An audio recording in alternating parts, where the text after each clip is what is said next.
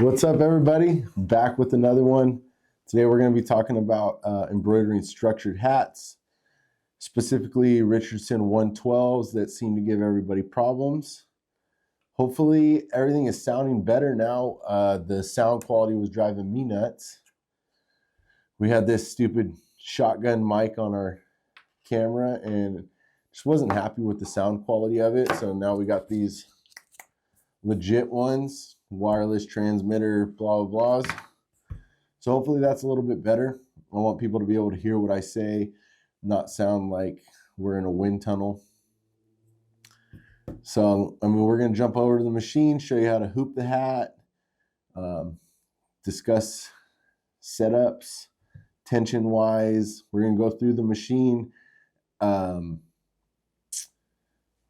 control panel, basically, and show you how to import the design, how to scale a design if you need to shrink it or make it larger, change the density a little bit. Just kind of set up your machine basically to do structured hats. So we're going to head over to the embroidery room. Hopefully someday we can add more so that when we walk into our embroidery room, we got a whole row of them. Right now I know it seems kind of lame. We only have one. I'm trying to say, we know what we're talking about, but you only have one machine. But we invest in other things as well. We're a screen printing and embroidery shop, so we don't have the money to just invest into tons and tons of equipment all at once. So it's a process. As we make money, we reinvest that money into more equipment. And maybe one of these days we'll do a video based on how we run our business and how we scale our business and things like that, to give you guys an idea of maybe what you're doing wrong, or maybe what you're doing right, or maybe you have some ideas that you could let us in on that maybe we're doing wrong. So this is a whole community. But anyways, we're going to jump over to the embroidery room. Let's get this shit going. All right. So we've got our cap hoop driver.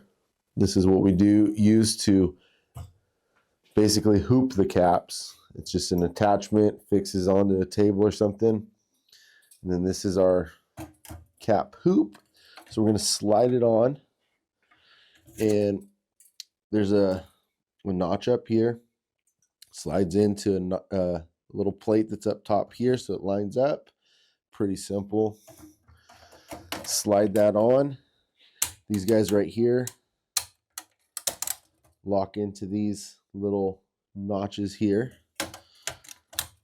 So if you just grab it and just push with your bottom of your palms and grab back here, wiggle it, make sure that it's all locked in. If it's not locked in, these will be, see how it flops around real easy.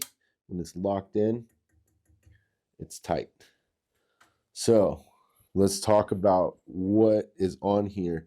So you have these teeth along here that grab, along with these teeth on the strap that come down. And it's a little difficult because there's not actually a hat on here, but so those teeth will grab on the seam of the bill, and these teeth back here will grab back behind it. And then you want this little hook on here to be lined up into there. This ridge, if you want to call it that. And basically you just want to keep it straight. So on structured hats, I don't usually use a stabilizer, but sometimes we have to. So this is the time you put your stabilizer in. What I like to do is fold it in half like that. And that puts a little crease in it. And that helps is, it just helps keep it from sliding off. So you slide that in. Basically, you're going to go on top of the teeth, but below this little alignment bar. So boom, you can push it all the way to the back. You don't have to. It depends on how far back you need it to go. Grab our hat, and what we're going to do is we're going to unclasp it, and then we're going to fold out the sweatband.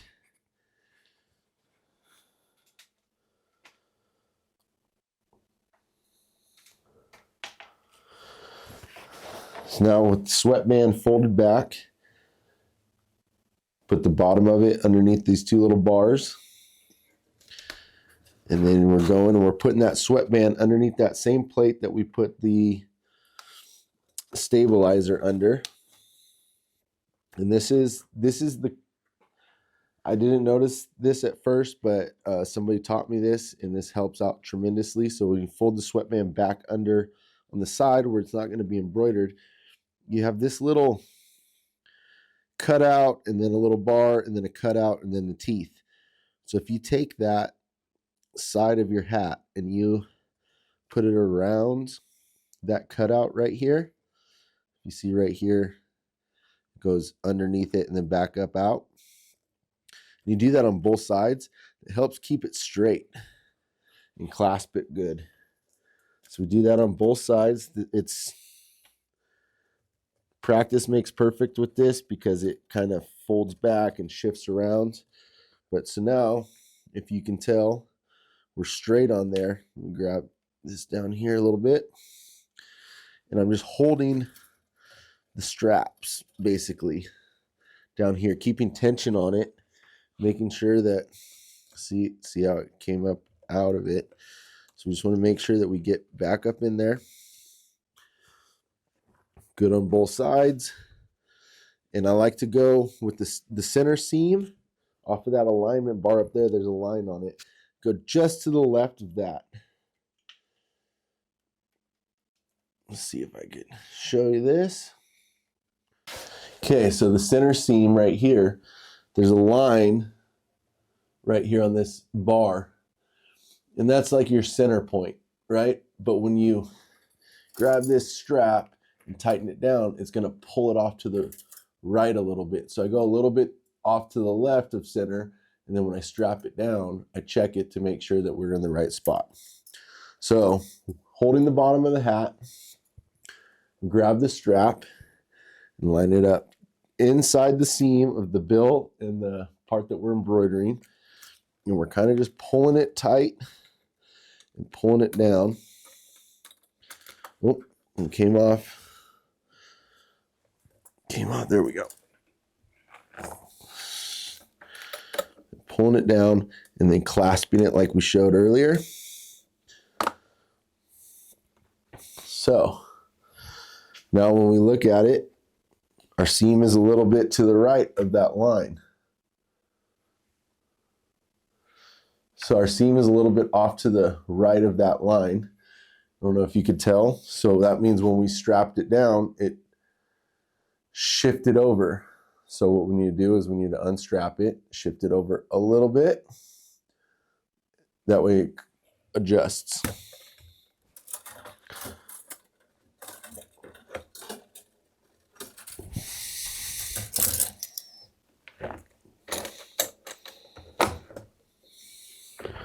Now we're perfect.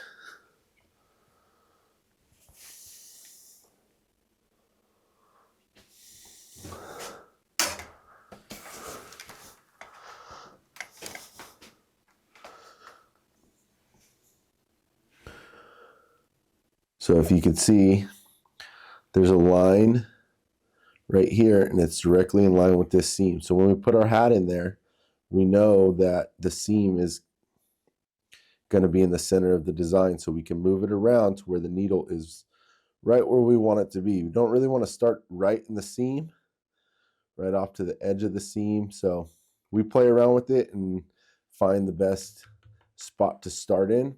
But now we know that that's going to be, as long as our seam is lined up with this every time, we're going to start in the same spot.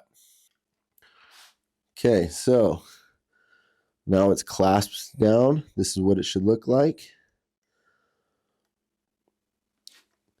It's nice and tight. It's not buckling anything up here. It's not moving around. Some people take the binder clips that came with the machine and clip them here. I haven't found that necessary. It doesn't do anything. So to each his own. If that's what helps you, then do it. let's head over to the machine. All right, so we'll start with turning on the machine. Let that get going. We had just put a new bobbin in and set it up for these structured hats. These are the Richardson 112 hats that everybody seems to have problems with, so that's why we chose it. We put our bobbin tension at 26 GFs. And we have our top tensions already set up here. We're going to use a red thread. We have that set at about 175 GFs. And we're using an 8012 sharp point needle. So now that our machine's on, we're going to go in and choose the design. So let me zoom in a little bit so that you can get a clear vision here. So start red around the circle means that embroidery mode is not on. That means if you hit it right now, it's not going to let it do anything. If you wanted to start embroidering, you hit the ready button. It says embroidery mode on, okay. Now it's green. When you hit the button, it's going to start sewing out. Turn it off. Same thing, hit that EMB button in the corner. Embroidery mode off, okay. Now it's red again. Now you can go in and play with things. So now we can select, zoom in. I just want people to be able to really see. So pattern. So this is going to pull up all of, and I apologize for the video quality of this. I don't really know how to get a better, clear view of this, but this is going to pull up. I have 6 pages of designs that are saved onto the machine. But let's say you just brought a design over from your computer with the USB drive. So now we're going to go to input. And let's just say we're going to pick this design right here. So if we click on that, it puts a little check mark in it. Let's say we want to bring in this one too. We could click on all of them that we want to bring in. By doing that, it gives us to the point where we can say import. Okay, it's checked off everything and made some beeping noises. That means that it imported it to the machine. So now we hit cancel, and now we're back to our machine's library. So now we can go and you can scroll with this button to go through all the pages that you have, or since it's the last thing that was brought in, it's going to be on the last page. So I just hit the back button, and that takes us to page 6 of 6. There's our design that we imported. So now that we click on that, then we can hit save. Boom, and there's our design. Let's say we wanted to go back and pick a different one, because we don't want to embroider that. We want to go with a different one. And we are wanting to do one of our logos. So we'll click on it. Tells you that it's 107 millimeters wide, 60 millimeters tall. It's one color, and it's 6750 stitches. This one over here would say that it's 5 colors. It's got a little spool of thread, and that's where it tells you the colors. So this is just a one color one. Click on it, save again, brings it over. It automatically flips it and to go for the hat. So now let's say we wanted to configure it. We hit the configure button. Now we can do it. We could change the size of it from 50 to 200%. Zoom in a little bit more, just to let you see. So I want to do, we were doing it on beanies earlier, so we needed it 75%. Just to fit on the beanies, we're going to put it back to 100%. Okay. And now this file is digitized for hats, but we found that it works all right on the beanies that we were trying to put it on. So that's that. So now I'm not saying that every time it's going to work out, but this time it did. It's a pretty simple design. So let's say that you blew it up and stretched it out and you need to change the density. You could click on this right here, Stitch Improve. Click on that, and it could go up from negative 0.3 to positive 0.3. And this is where it gets a little tricky, because I was trying to take density out of a design before and it wasn't really working that great. And what we were doing was I'd hit, okay, I want to take out 0.3 density. So I'd want it to be, let me go back here. So I want a negative density. So I would hit negative button and then hit the 3 and hit OK. Well, it didn't do anything. It left it at a positive 0.3. So what I found is if you want to take out density, you hit the 3 first and then you hit negative and hit OK. And so now you can see that we have a negative 0.3 stitch improve. So watch the design. I'm going to hit save. It doesn't show you what it's doing up here until you hit save. So hit save and it changed the density. Let's say we wanted to put it at regular 3. Okay. Save. See how it filled in more, added more stitches. So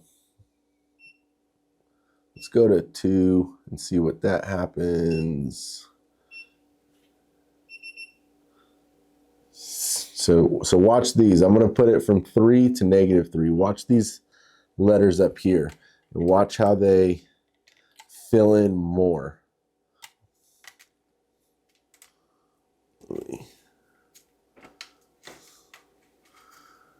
Okay, we got a good spot. So we're going to go from 3 negative. Okay. Save. So see the space between the letters. See the kind of jaggedness around the edges. It means the stitches are further apart. Now we're going to add in 3 regular. Save. See how it pumped up the amount of stitches, or the closeness of it. I really don't know the science behind it. I don't know, because it never changes the total number of stitches. So that I don't know.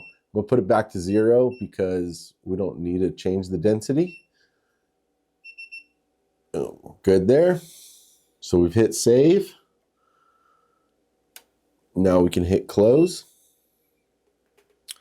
We're going to put it on the color that we're going to use is going to be needle number 6.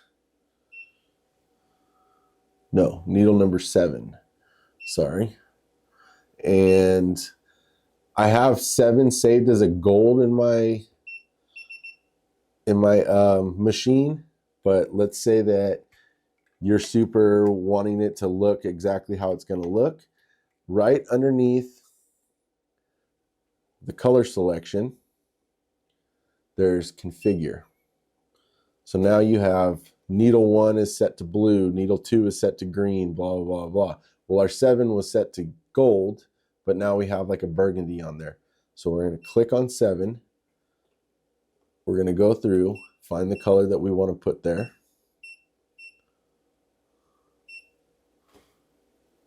That looks pretty close.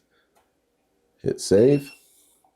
So now you can see that it's set up to be a more real-time color that's set up.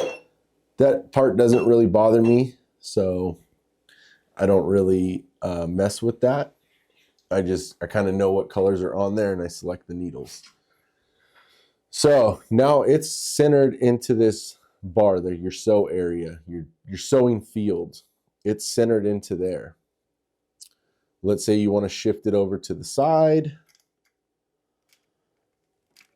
Then you hit these buttons to go over, either way, up or down. As you can tell, I like to put the design as close to the green line as possible. That's going to bring it as low as possible, unless there's something that I need it to go all the way up to the top or be more centered, or you have to play with it. That's your preference. So now let's throw the hat on there and sew it out. On the V-22, when you do hats, you do want to switch out the needle plate. So it comes with two needle plates. One is smooth up here, and that's the one that you use for flat items. When you do hats, it has this little extra raised up part. And what that extra raised up part is, it closes the gap between the hat and the needle plate, so there's not a lot of bouncing going around, from what I'm told. I could be wrong on that, but I've done hats with this needle plate and haven't had issues, but I have better issues when I switch it over, or better results when I switch over to this one. So hats, switch out the needle plate, just take out these two screws, swap them over, put the screws back in. Flats, same thing, switch back to it.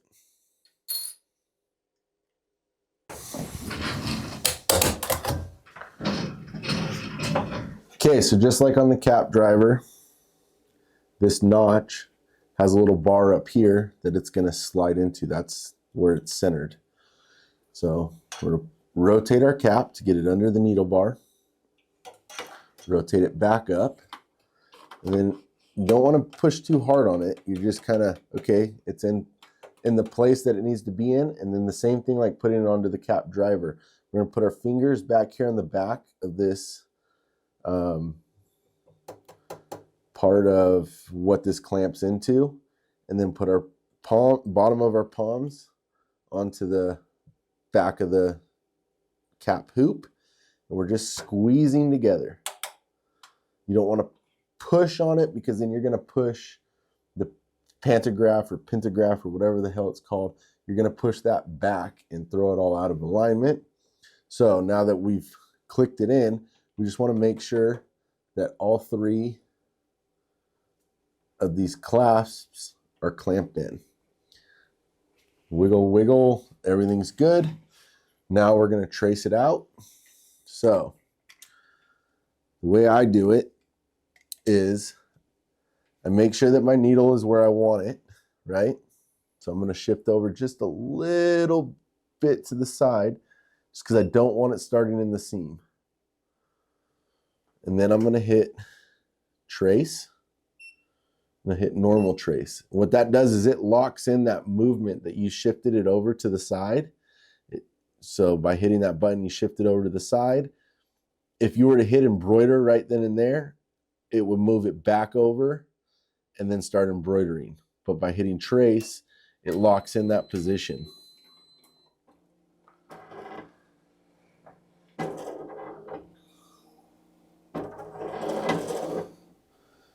And we have a bit of an issue, and I'll show you.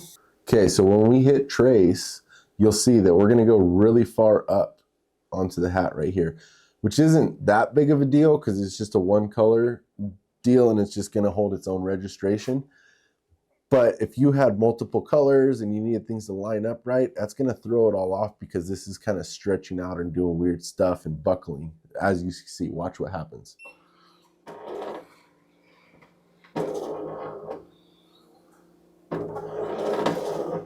So just because our sewing field is big enough to go way up here doesn't mean that the hat is capable of going way up here.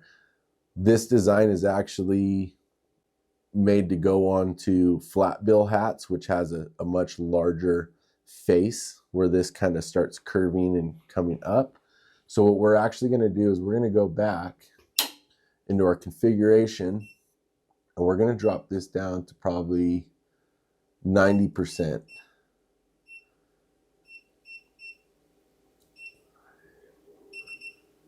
And then we're going to see what happens then.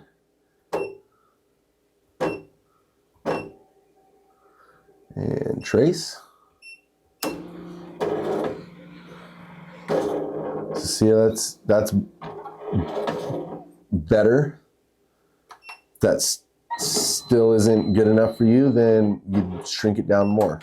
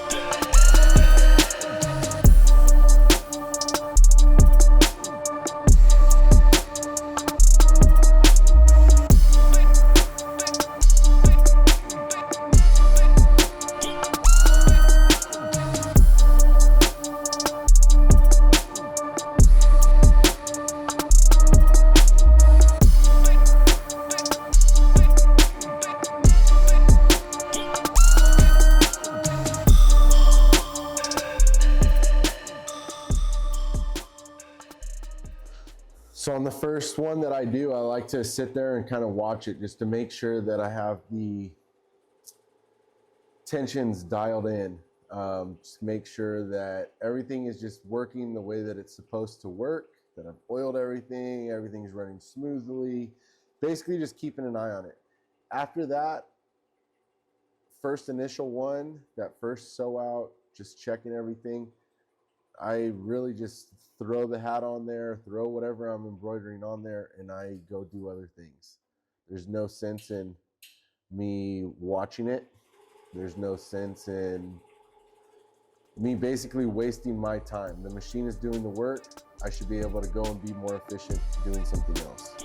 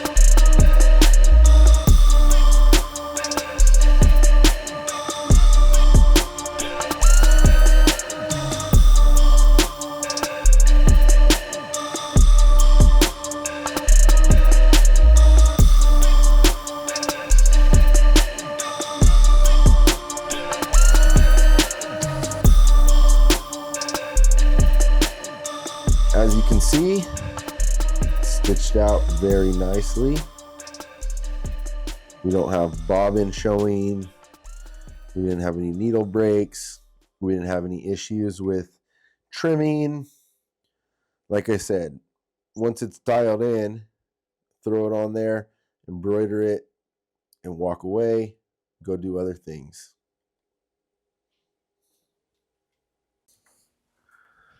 All right, y'all. So as you can tell, it's pretty simple once you have your shit figured out. The hardest part is figuring it out, especially if you have no experience in embroidery or sewing, anything like that. So you don't know what the issue that you're having, what the cause behind that is. So you're just guessing and you don't know, and you make an adjustment and it doesn't do anything or it makes it worse. So you don't know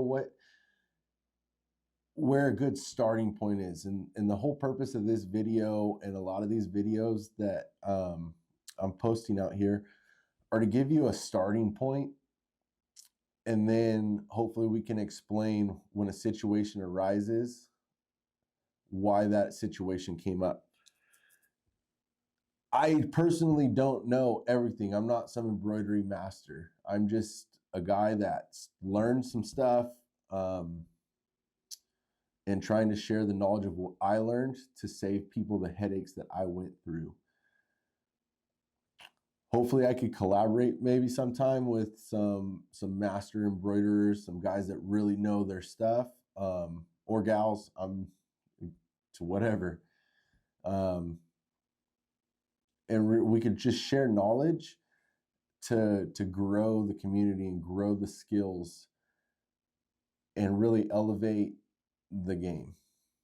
I'd really like to work with somebody who maybe has one of these $30,000 machines, to where maybe they sew out a file, they send me the same file, or vice versa, and just see if we can figure out if those higher end machines or higher end price points are really worth it to you. You know, I see a lot of people like, the quality matters, quality matters. Well, I'm getting quality embroidery with this $7,000 machine. Is the quality that much better on a $30,000 machine or a $20,000 machine or a $16,000 machine? I don't know, because I didn't want to spend the money on those.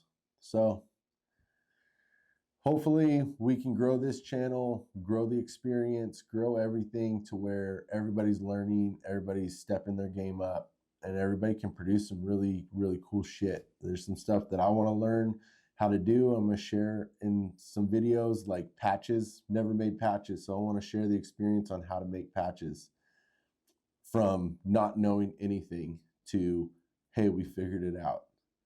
So thanks for watching again. Again, if you have any questions, leave some in the comments. If you like the video, hit subscribe. If you have some ideas on videos you want to see that can help you out, let us know. That way we can get to recording. We got our little shitty recording studio for where we start, and we got the embroidery room too. We have the screen printing operation as well. So if there's other stuff that you guys want to get involved in, let us know so we can try to facilitate that, because we don't know what everybody needs. We just know stuff that we think might help. So till the next one, peace everybody. Get that money, baby.